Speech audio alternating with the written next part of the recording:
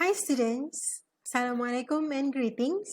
So in this video, I'm going to show to you and also together explain with you on the chapter 3 of MKT420, which is on analyzing the marketing environment.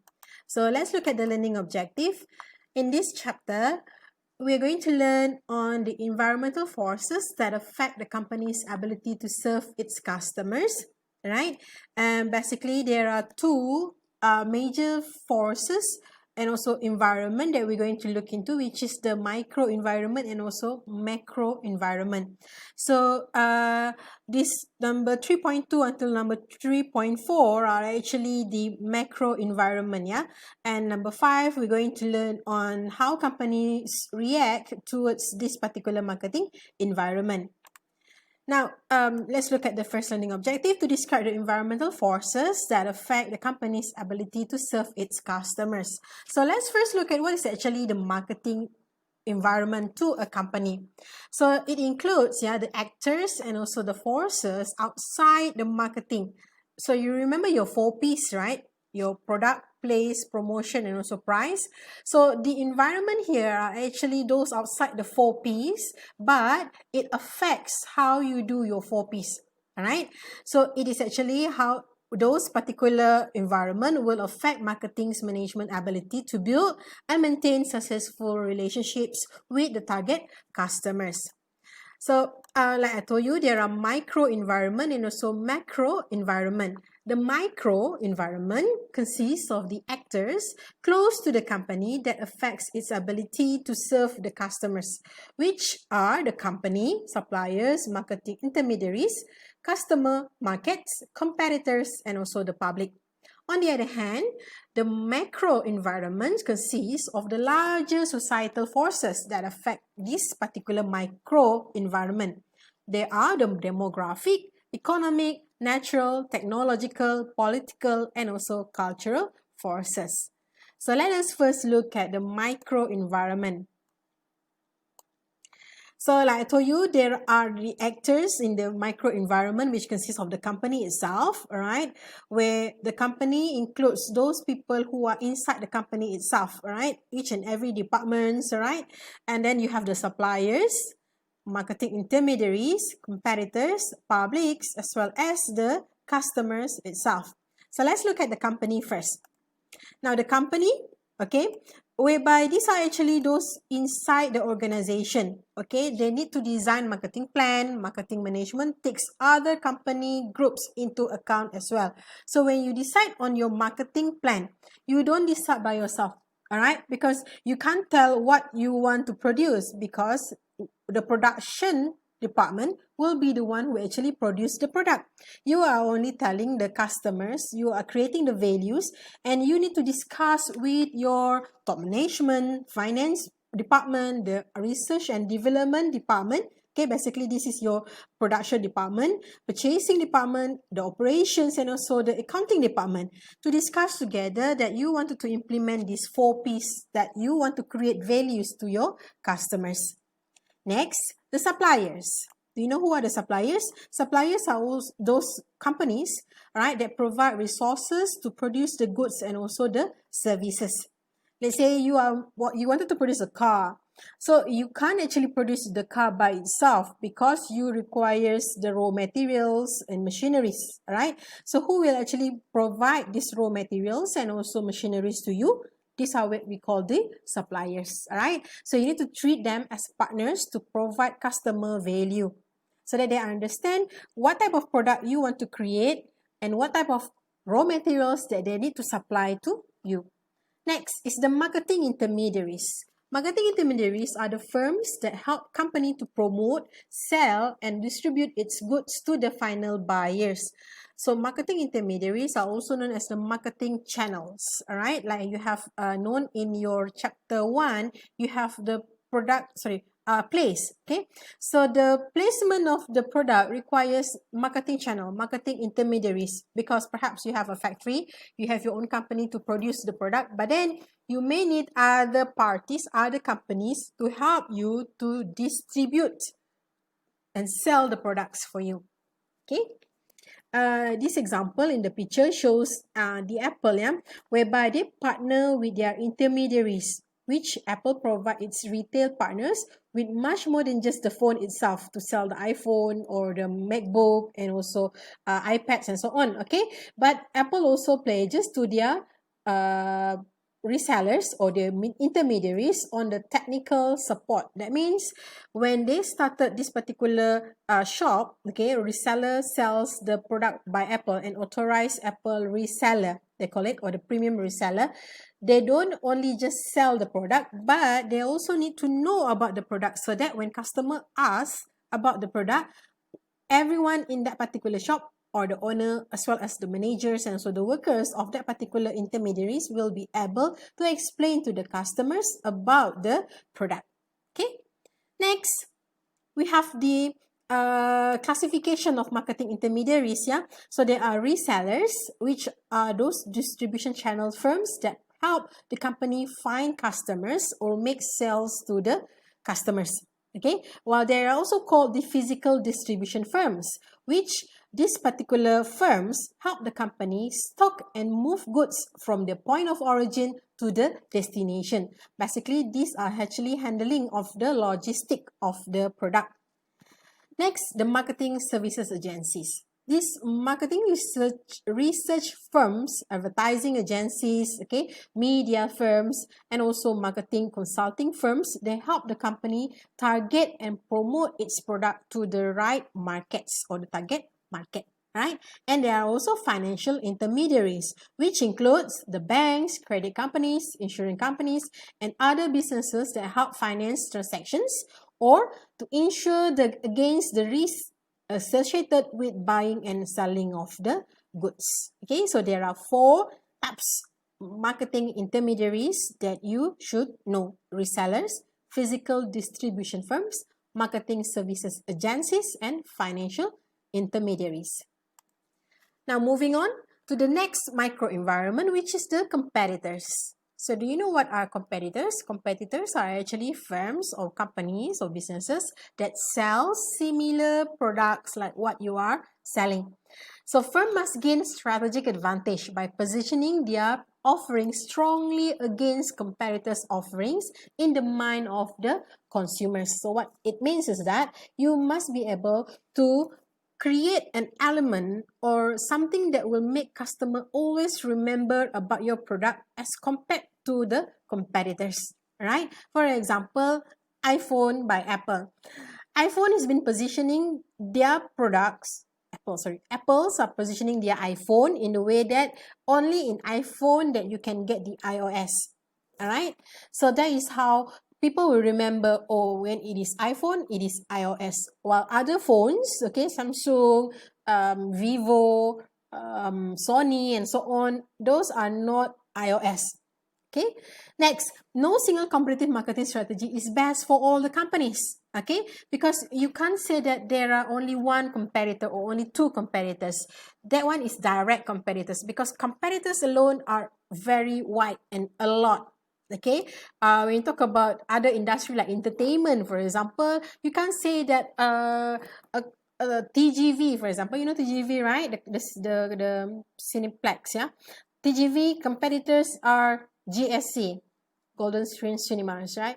No, those 2, yes, they can be competitors, but TGV is not only competing with the Golden Screen Cinema, GSC, okay, but they also compete with other movie entertainment providers like Netflix, iFlix, even Astro on demand. Okay, so we cannot say there must be only one strategy for these competitors, but each firm should consider its own size and industry position compared to those of its competitors. So you need to know that in what way that you should be able to offer value to your customers as compared not only just to your direct competitors but also your indirect competitors. Like in the case of TGV just now, not only GAC, you also need to compete with Netflix, iFlix, Astro on demand, and so on. Okay, next one, the publics. Okay, this is another micro environment. Actors, which publics are any groups, okay, that has an actual or potential interest in or impact on an organization's ability to achieve its objective. Okay, so basically there are 7 types of publics. Okay, 7 types of public. The first one, financial publics. This group influences the company's ability to obtain funds. You should know, like for example, the bank. Okay, next is the media publics. Media publics are this group will carry news, features, and also editorial opinions towards your product and also your company. Next are the government publics. Of course, you know the government publics are the government, yeah, where management must take also government developments into accounts, because you might know that your major shares of the products or the services that you offer perhaps are being bought by the government. Next, citizen action publics. These are the companies marketing. A company's marketing decision may also be questioned by the consumer organizations, the environmental groups, okay, minority groups, and also the others.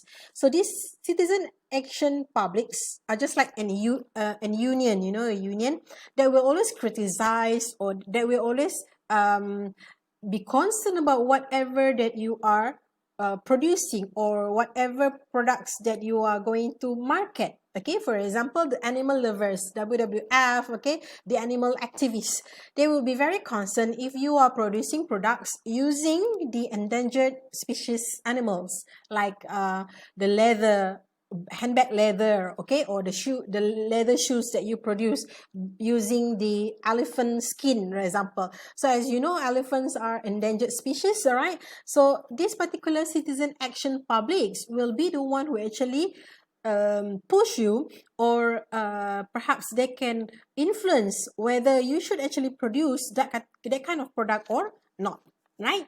Next are the local publics. This includes the neighborhood residents and community organizations, which is surrounding your area. Okay, surrounding your shop area, your factory area, okay, wherever you operates, all right? Next are the general publics, which a company needs to be concerned about this general public's attitude toward its product and also activities.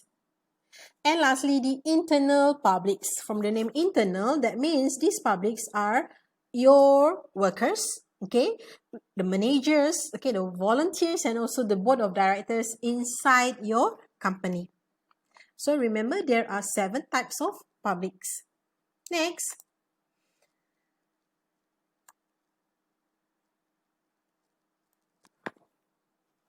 there are also what they call the markets, yeah, the markets, where you have the consumer markets, business markets, reseller markets, government markets, and also international markets. So who are they? You know here, consumer market, that means these are individuals. While business markets, these are any organizations, all right, or any businesses, other businesses that buy the goods and also services for further processing or use in their production processes. This is what we call the business markets. Next is the reseller markets. They buy goods and services to resell at a profit. And then you have the government markets, which they will buy goods and services to produce public services or transfer the goods and services to others who need them. And lastly, the international markets, which these are the buyer, of course, in other countries, which could include a consumer, okay, a business market in the international market, okay, and also the government of other countries, right? Next, we move on to the second learning objective of this chapter, which is to explain how changes in the demographic and economic environment affects marketing decision. Now, basically here, learning objective number 2 until number 4, like I mentioned to you earlier, is about your macro environment. So let's first look at this particular 6 major forces in the company's macro environment. So we have the demographic, economic, natural, technological, political, and cultural. Now, you need to understand that demographic, the changing demographic means changes in markets and also marketing strategy. Okay, you know what is demographic? Demographic is actually a study of people's profile. Okay, that includes their age, gender, their occupation, their location, okay, their education, I already mentioned, right? What else? Biography, you know biography? So that is actually demographic. Okay. Next, later I'll talk about economic. Yeah, and then you have the natural, which concern of the for the natural environment has spawned a so-called green movement.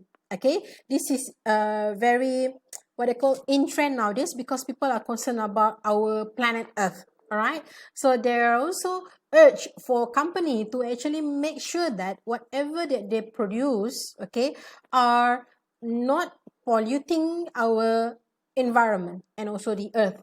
Okay, and later I'll explain further on this natural. And last one, you have the cultural here.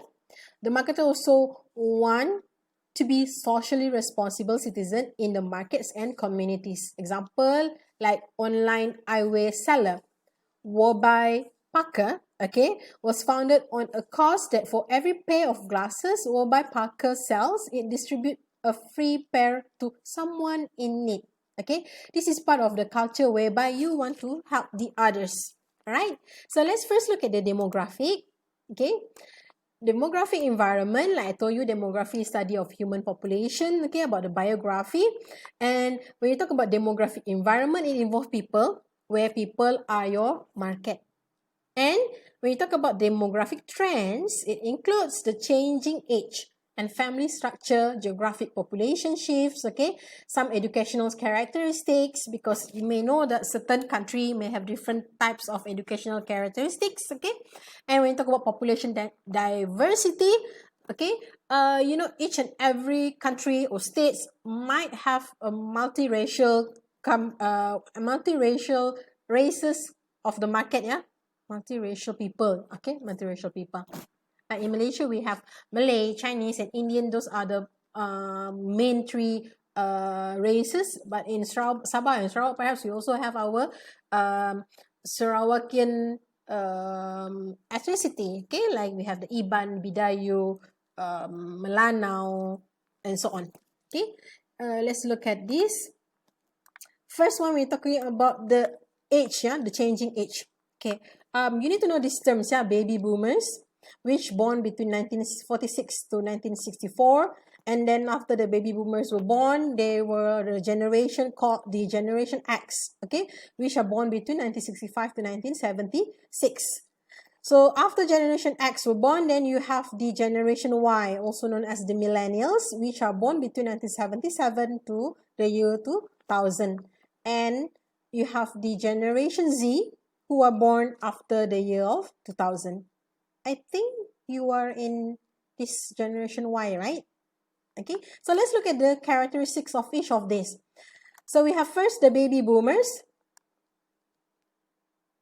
Okay, baby boomers generation.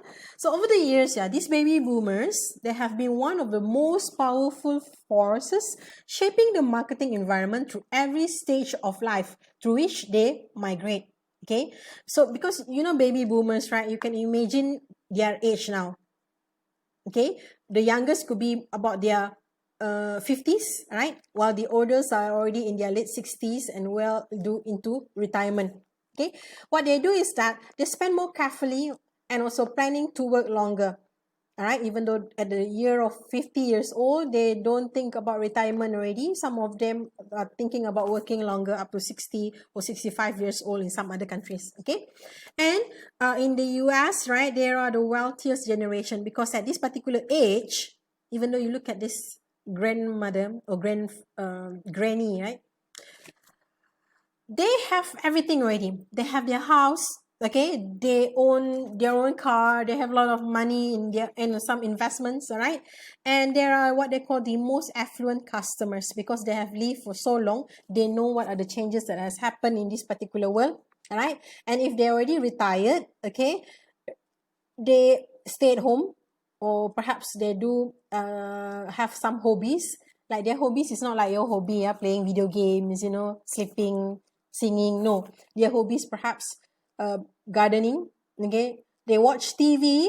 They don't watch Netflix. They have pets that will keep them accompanied. They have a lot of money, of course, and these are the type of food that they normally eat. Okay, healthy food, and of course, some of the money that they will be using or consuming will be their medical checkups, okay, and some medicine and also supplements for their health. These are baby boomers. Let's look at Generation X. Generation X, these are people, okay, the generation whereby they are more skeptical bunch, okay. That means they are more skeptical towards the research products, okay. And before they buy, they will consider something that is quality over quantity, okay. They are less receptive to some explicit marketing pitches, okay, and they're more likely to be receptive to these irrelevant ad speeches. They make fun of some conventional and also tradition. That means this generation X, right, they are very skeptical. They don't accept things as it is. They must have, they know something must be having behind it, all right? There must be a catch behind everything that looks so good, right? They are very cautious on economy outlook. They are less materialistic, and they always put family first. Okay, so this generation X, as you know, they are now in the workforce, yes, and they are perhaps your parents, yeah. So you know how your parents behave, right? And what are the things that your parents normally buy? Okay, so you do work, they do work. Sorry, you don't. They work. Okay, they talk about saving a lot of money. Okay, they are very prone to sale, like your mother, for example, ada sale nak pergi, right? Okay, they do love to travel, and they also watch TV with the family members, and things that they normally buy are actually for the family, right? Next, Generation Y. We are in this generation whereby we are very comfortable with the technology, okay, and we typically engage with brands via mobile or social media. So we believe in whatever the social influencers say in their Instagram or in their Snapchat, okay. You follow a lot of people, you watch Netflix, YouTube, okay, you buy things online, okay. They are this particular generation, why they are very creative and open-minded and very adventurous, okay.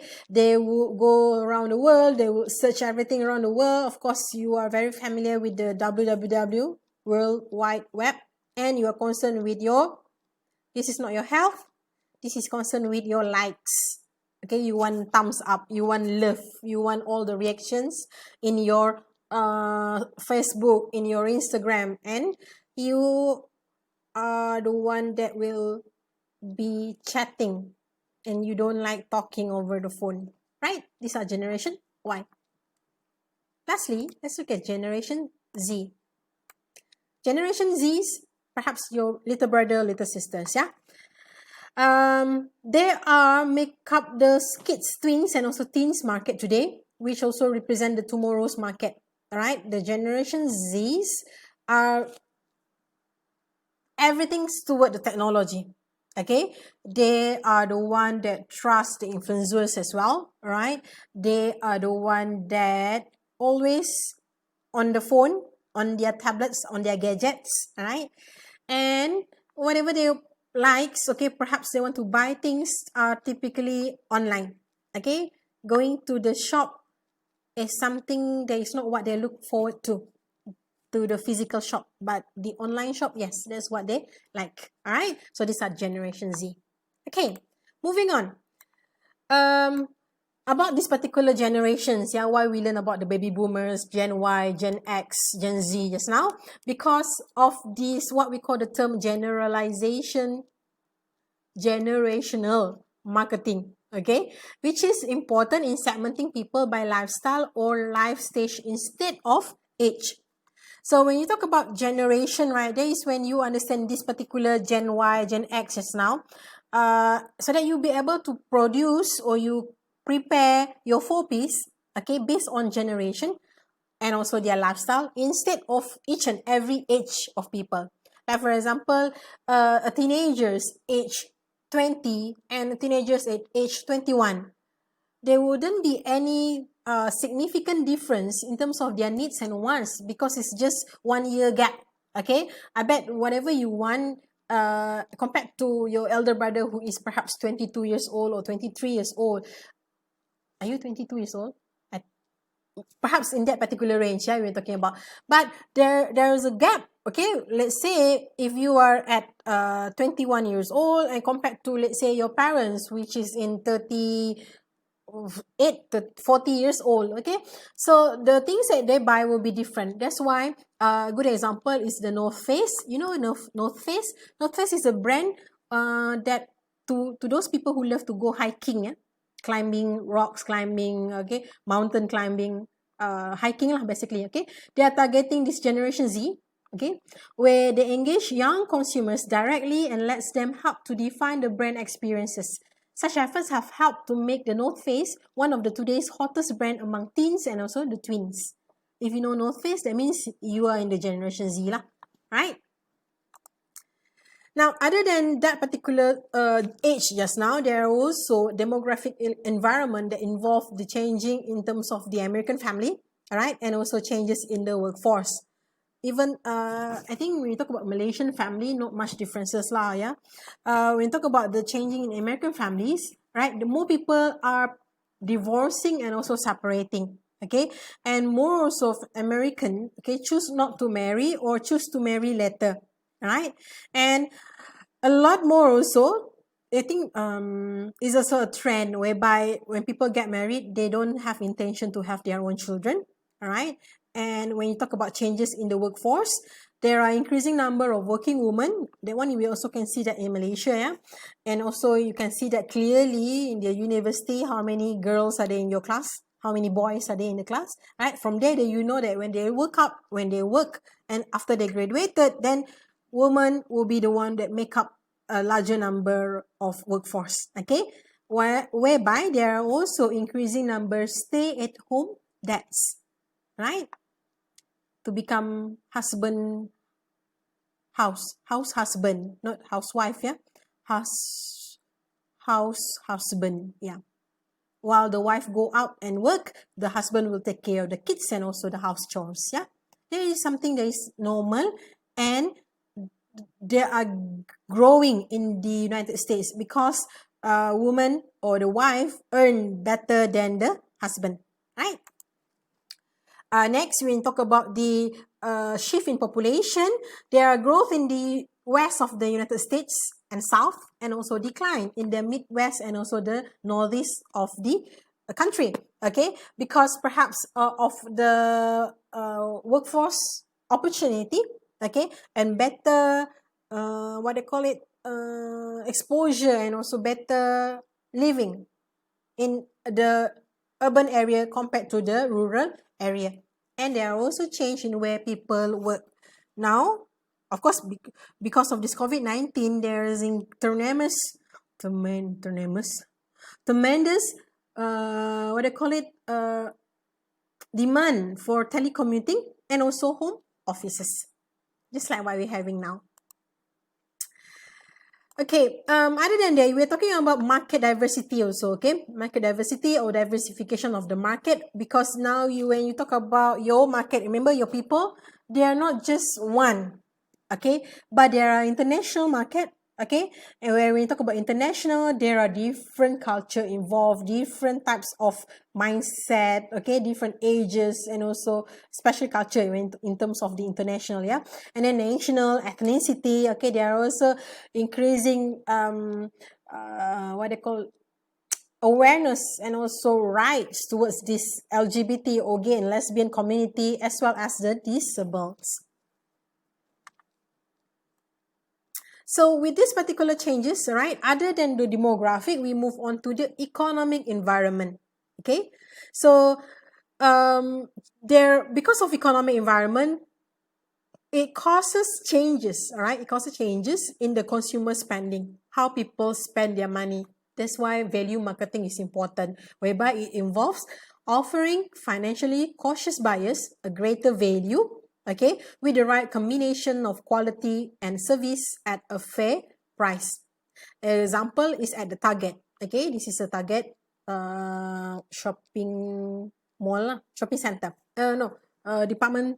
Departmental store of Targets, yeah. So Target has shifted the emphasis towards pay less, okay, side of its expect more slogan. right? Where they now change, okay, they replace it by more practical appeal, such as our lowest prices of the season, all right, slam dunk deals, and also free shipping every day. So with this kind of terms that is being used, people would think that it is actually a valuable marketing strategy, okay, whereby people will think, oh, okay, it's actually a good time for you to buy, because of course you're cautious about whatever's money that you spend, right? Because you don't want to unnecessarily spend on things, but because of these particular terms, it makes you feel that, oh, okay, I should actually make the payment, or it makes you feel relief, or it actually urge you to make the purchase because it is actually a good purchase, right? You're not wasting your money. Another element in the economic environment is the income distribution. Yeah, we're talking about over past several decades. Okay, the rich have gone richer. Okay, the middle class has shrunk. Okay, and the poor have remained poor. So the changes in these major economic variables, such as the income, even the cost of living, are getting higher nowadays, isn't it? Income, not so much, although our country is, we are trying to become one of the high income country. But yes, we are still trying in going to that. And we're talking about cost of living, especially in the urban area. Okay, with 4,000 ringgit per month, if you are staying in KL, it is not going to be enough. Okay, and when you talk about interest rate, now because of the COVID-19, of course, interest rate goes down. Okay, and then the savings and borrowing patterns also have changed, and they have this large impact on the marketplace, right? That's why you can see that because of this COVID-19, also some of the impact towards the economy is that people don't want to spend so much on things because a lot of company are not doing well due to the SOPs and kind of thing lah, right? And companies needs to watch this variable by using economic forecasting so that they do not have to be wiped out by an economic downturn or caught short in a boom. I'm sure you heard what happened to Malindo Air last few days, isn't it? Okay, so that is what happened because of the economic downturn. Okay, because of the what they call economic variables of recession, or because of this pandemic. All right, many things are not doing well to the company. All right, moving on to the third learning objective, which is to identify major trends in the firm's natural and technological environment. Okay, first we look at the natural environment. Yeah, the natural environment is the physical environment and the natural resources that are needed as inputs by marketers or that are affected by marketing activities.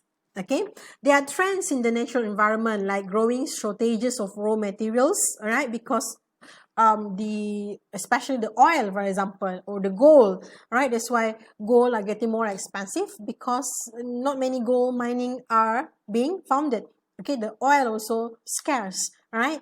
So there are shortages in the raw materials, and with that particular shortages, okay, they need to create something that is new. Of course, when they create something new, it has to be something that is not polluting and harming our environment. There's also increase in pollution, increase in government intervention towards whatever that you do. Okay, especially, you know what happened in Selangor, right? And I hope you know what happened in Selangor about the water shortages. Okay, why they have a lot of water disruption because of the pollution. Okay, and then government do need to take action and intervention towards that particular pollution, right? And developing strategies that support environmental sustainability. So let's look what is actually environmental sustainability. It means meeting present needs without compromising the ability of future generations to meet their needs. That is environmental sustainability. Basically, when you create something today, it is for today's need and it will not harm future's need. Okay? It involves developing the strategies and practices that create a world economy that the planet can support indefinitely. Okay? And many companies now are responding towards this consumer demand with more environmentally responsible products. Others are developing others are also developing recyclable or biodegradable packaging, recycled materials and also components, okay, for better pollution controls and more energy efficient operations. Okay, example here, Nike has tried to advocate sustainability through its own practices and its impact on the action of its value chain. If you go to H&M also, they have this, what they call it, you can bring all your old clothes and give to H&M so that they can make use of the threads, okay, from old clothes to make new clothes, right?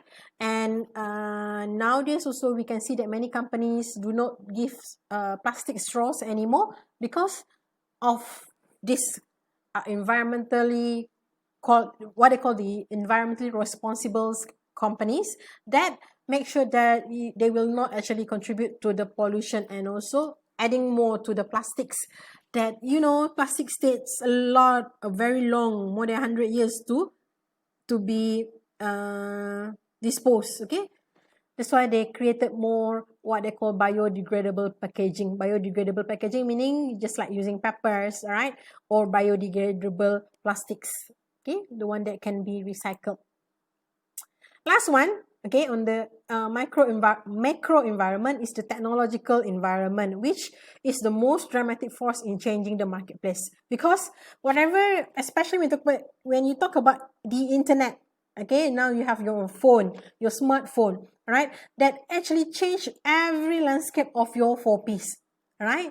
They have new products, everything linked to the internet, okay. Who knows that we now can actually live stream, okay, or who knows now that we can just watch streaming not only just on YouTube but also on Netflix, all right, and iFlix.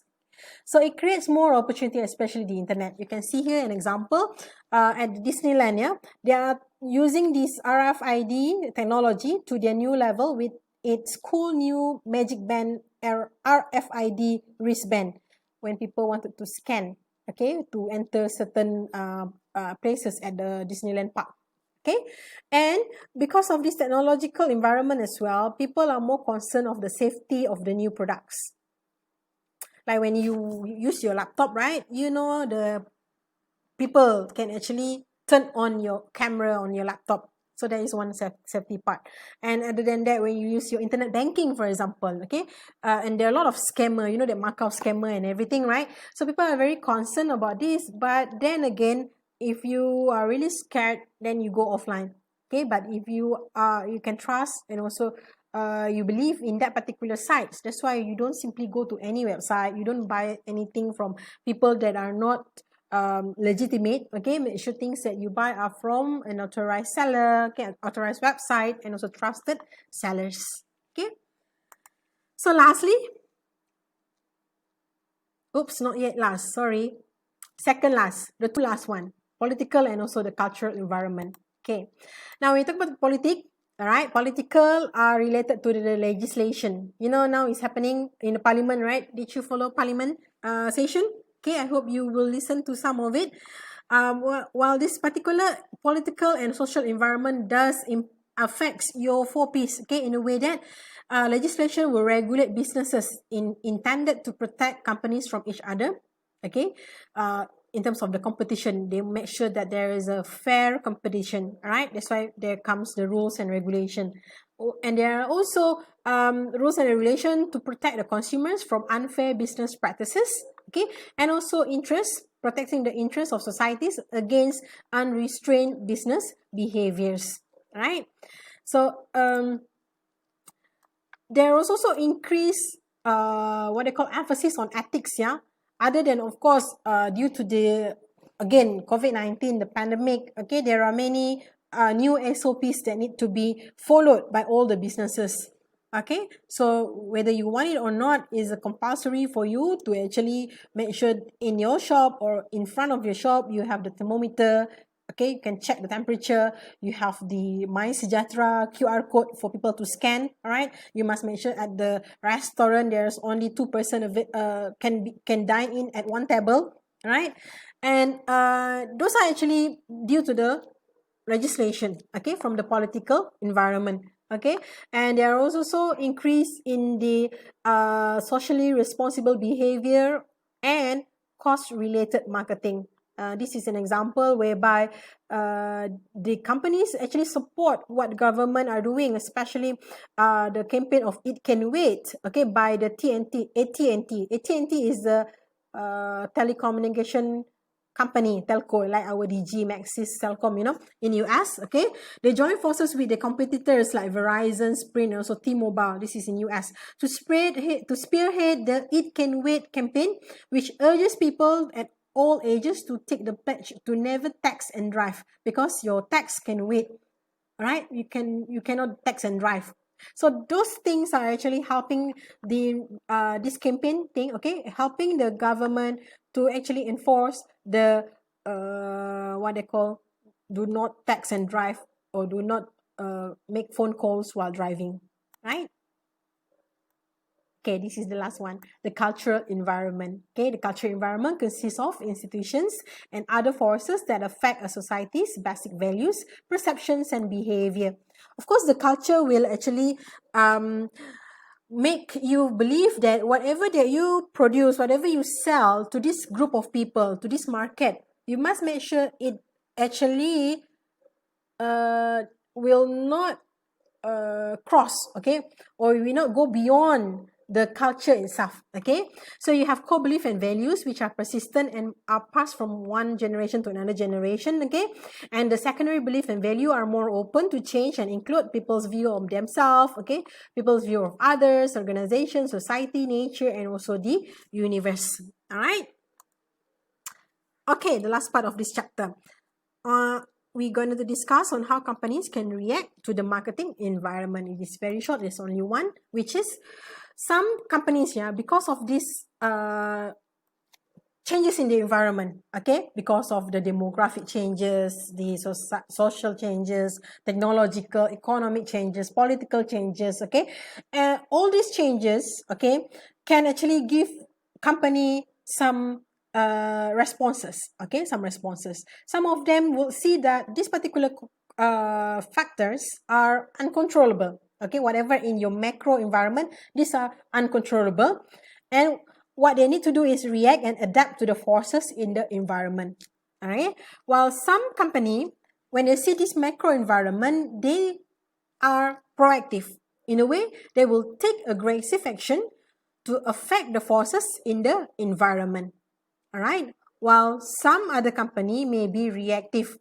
Okay, reactive in a way they just watch and react to the force in the environment when it happens to them. Okay, so these are types of responses that can happen, but of course the one that is really good, okay, a very proactive company, okay, they will take aggressive action to those factors that affect their 4Ps, right? So that they will know they will be able to sustain in the business and able to create values to the customers.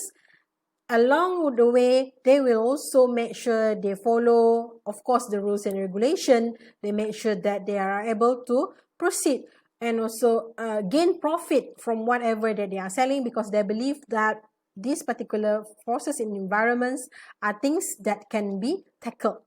All right. So with that, we have finished chapter 3. I hope you have understand. And if you have any questions, please ask me in our Telegram chat or in the chat comment below. So I will see you all in the next video next week for our chapter 4. Bye guys. Thank you.